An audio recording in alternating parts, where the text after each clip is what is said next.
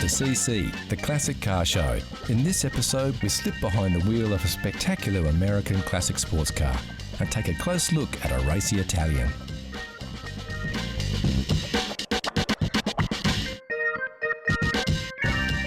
We slide on the overalls to see how this old girl is still on the road after all these years. Also on the show, how well do you know your chrome? We'll put you to the test. We'll look at a car of today that may well turn out to be a classic of tomorrow. Plus, a very cool open-top classic from the early years of the Japanese car industry.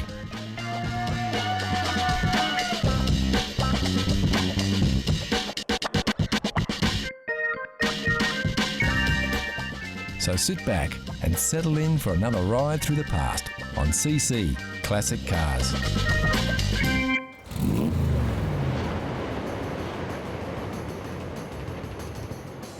Japanese car manufacturer Datsun is probably best known for holding the title of the world's best-selling sports car, thanks to its 70s performer, the 240Z. There were more humble beginnings for Datsun in the sports car market, and many consider their previous effort a much more desirable classic roadster.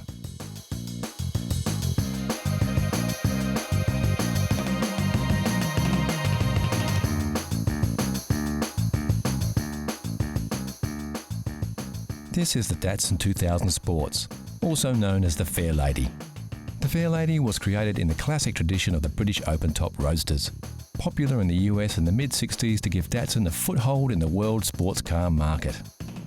There were several models of the Fairlady built between 1965 and 1970. This model, the 2000 or SR311, was the last. When I was younger, my best friend had a Datsun 2000 Sports. And I'd always wanted one, but it took me a few years to actually put the cash together to own one. When I got financial enough, as in my 30s and 40s, I decided I'd go and find one.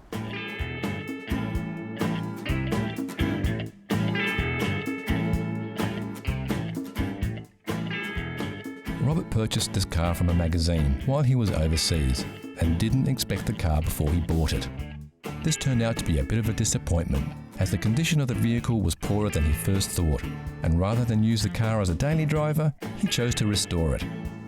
The restoration process for this car entailed a complete body off and stripped down to bare metal. One good thing about these cars is that 6 bolts and a couple of electrical cables, you can lift the body completely off the chassis, so you can do one part at a time.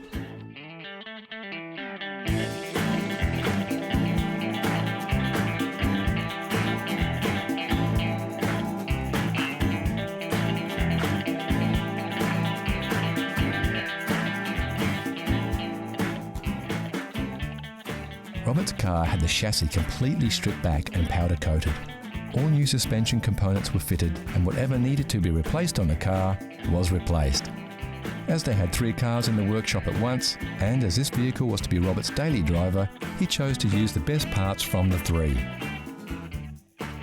And considering this Datsun Roadster has been on the road for 15 years since its restoration, it's a credit to the work done to see it still looking so good. The Datsun 2000 Sports has a 5-speed gearbox, a 2-litre, 150 horsepower engine, and will happily cruise all day at 100 miles an hour. Reliability was also a selling point. Originally designed to compete in the American Sports Car Championship in a 12-hour Sebring race in Florida, the 2000 Sports was built to endure long-form racing conditions. This racing pedigree has withstood the test of time, and these little Datsun Roadsters are famous for their up and go, while other roadsters of the same era are often breaking down.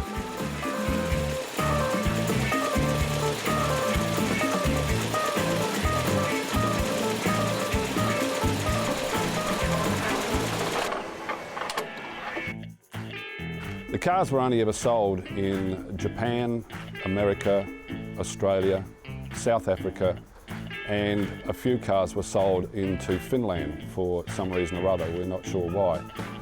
But there are about 30-odd thousand sold in the States, 2,500 sold in Australia. And these days, very, very hard to come by good examples.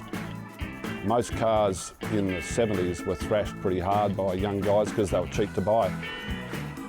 They went quick, so people bought them, crashed them, and now most examples that you buy have been rebuilt a few times, and they're full of plastic. So it's very hard to come by a very good car.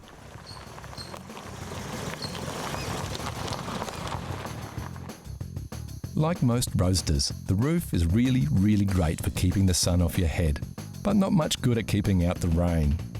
It's believed the best way to keep dry in a Fairlady is to drive faster, a notion rarely complained about by their owners. What they did offer the new car buyer though was great design and performance inside and out. For starters, the car had a top speed in excess of 200 kilometres per hour, or just over 125 miles an hour. Pretty quick for its day, and much faster than the British roadsters it was competing against.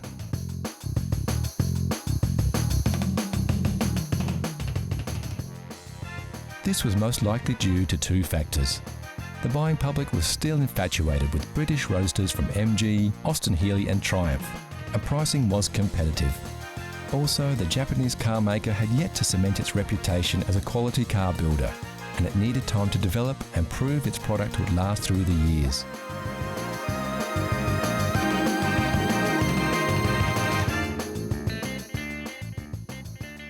We all have to agree though, this little Japanese roadster sure looks the part now.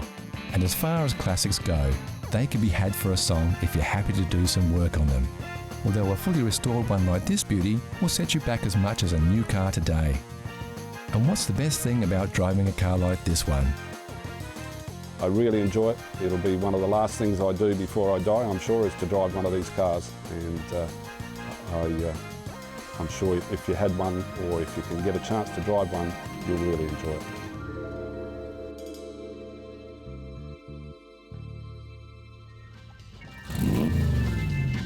Here's a challenge for all you classic car fans.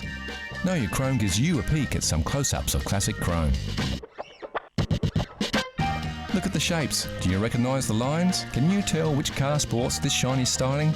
It's too early for clues, but we can tell you it's a car, it's a classic, and it's very cool. Look closely, and we'll give you more hints later in the show. Next on CC, the Classic Car Show. A barn find that's made it back on the road, a Porsche great of tomorrow, and a groundbreaking US classic.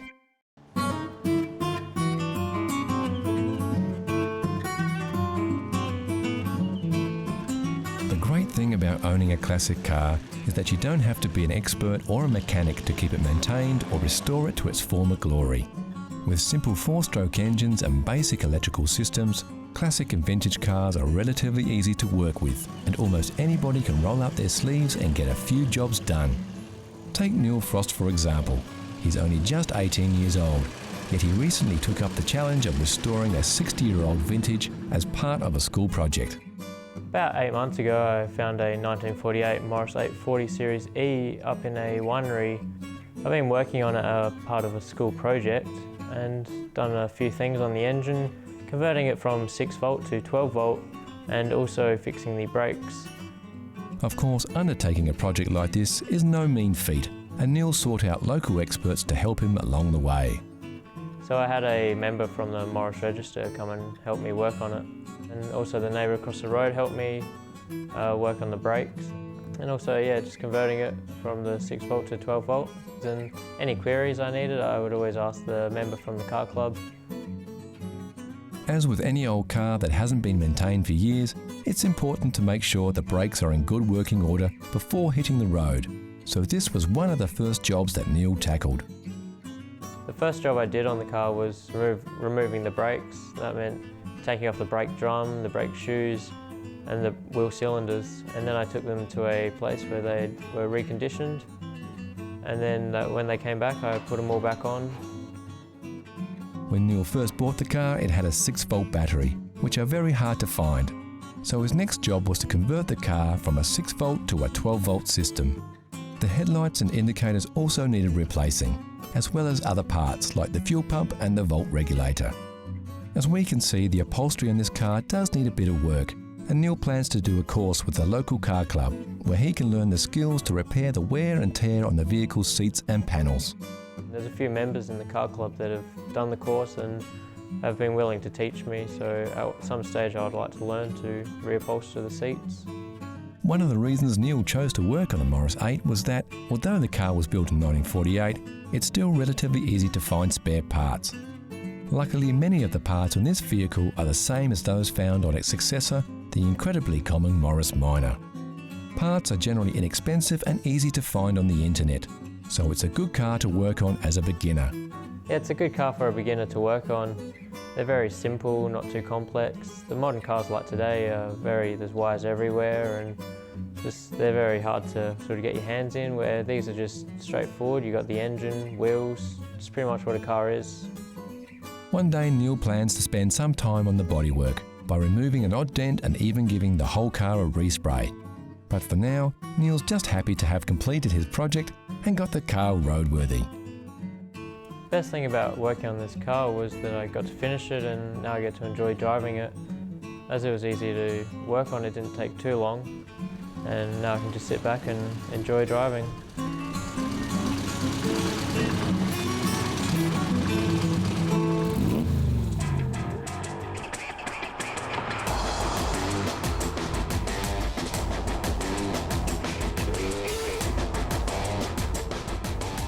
What you are looking at here is a classic of tomorrow. This is the Porsche Panamera. When Porsche announced this vehicle in 2009, there was a wave of controversy around its design. Critics were less than impressed with its unusual lines. Opinion, it seems, is cheap. Sales of the sleek four-door sports coupe with a hatch have surpassed everybody's expectations and have ensured that this unique vehicle goes down as a future classic.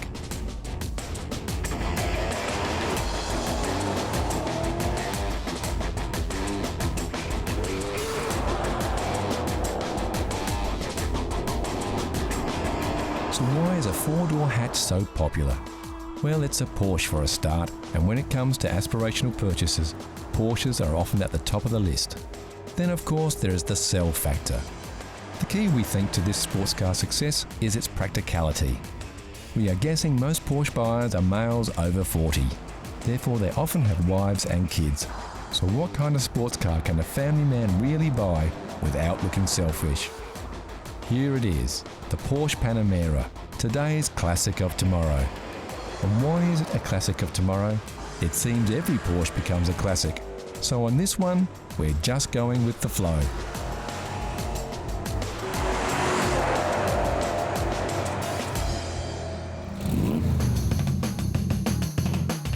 What you are looking at here is a Lamborghini Miura, one of only 300 or so left in the world.